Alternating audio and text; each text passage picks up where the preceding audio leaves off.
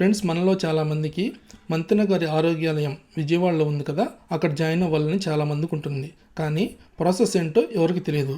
ఈ వీడియోలో మనం ఆశ్రమంలో జాయిన్ అవ్వాలంటే ప్రాసెస్ ఏంటి, అసలు ఫీజు ఎంత, ఆశ్రమంలో ఎన్ని రోజులు ఉండాలి, అక్కడికి మనం ఏం తీసుకెళ్ళాలి, ఏం తీసుకెళ్ళకూడదు, ఈ విషయాలన్నీ డిస్కస్ చేద్దాం.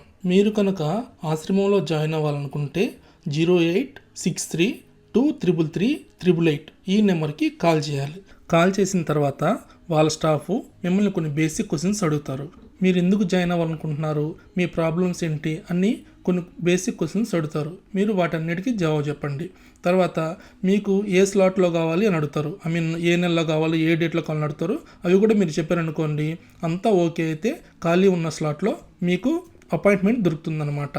తర్వాత ఫీజు ఎంత ఉంటుందంటే అక్కడ 2 షేరింగ్ ఉంటుంది, 3 షేరింగ్ ఉంటుంది, అలాగే 4 షేరింగ్ కూడా ఉంటుంది. తర్వాత ఏసీ, నాన్ ఏసీలు కూడా ఉంటాయి. మీరు చూస్ చేసుకునే దాన్ని బట్టి మీ ఫీజు అనేది ఉంటుందన్నమాట.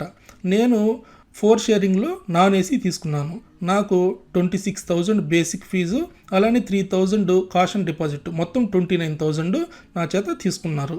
ఫస్ట్లో మనం అక్కడికి వెళ్ళకముందే కొంచెం అడ్వాన్స్ అనేది పే చేయాల్సి ఉంటుంది. నేను 10,000 రూపీస్ అడ్వాన్స్ పే చేశాను. నాకు వెంటనే నా పేమెంట్ రిసీట్స్ అంతా మెయిల్ చేసేసారు. మీరు వాళ్ళకి ఫోన్ చేసినప్పుడే 2 షేరింగా, 4 షేరింగా, ఏసీనా, నాన్ ఏసీనా ఇలా మీరు వాళ్ళకి చెప్పారనుకోండి, వాళ్ళు మీకు పేమెంట్ ఎంత కట్టాలో చెప్పేస్తారు. వన్స్ మీరు అడ్వాన్స్ కట్టారనుకోండి, వాళ్ళు మీకు పేమెంట్ రిసీట్ మెయిల్లో పంపిస్తారు. తర్వాత మీ అడ్మిషన్ అనేది కన్ఫర్మ్ అవుతుందన్నమాట. ఈ కన్ఫర్మేషన్ లెటర్ కూడా మనకు మెయిల్ చేస్తారు. ఈ కన్ఫర్మేషన్ మెయిల్లోనే మనం అక్కడికి ఏం తీసుకెళ్ళాలి, ఏం తీసుకెళ్ళకూడదు ఇవంతా పంపిస్తారనమాట. మీరు అక్కడికి వెళ్ళడం కన్ఫర్మ్ అయిందనుకోండి, పేమెంట్ చేస్తుంటారు కదా, ఆ పేమెంట్ రిసీట్ తీసుకోండి. మనకు మెయిల్ చేశారు కదా, అది స్క్రీన్ షాట్ అయినా తీసుకోవచ్చు. తర్వాత మీరు ఎప్పుడైనా మెడిసిన్స్ వాడుతున్నా లేదా పాత రిపోర్ట్స్ ఏమున్నా అన్నీ తీసుకెళ్ళండి. తర్వాత మనం కప్పుకోవడానికి 2 బ్లాంకెట్స్ తీసుకోవాలి, 2 టవల్స్ తీసుకోవాలి, 2 నాప్కిన్స్ కూడా తీసుకోవాలి. అలాగే ఒక ఎంటీ వాటర్ బాటిల్ కూడా. అవసరమైతే వానాకాలం మీద ఒక అంబ్రెల్లా అయినా తీసుకెళ్ళండి. ప్లేట్ మాత్రం అక్కడ వాళ్ళే ఇస్తారు.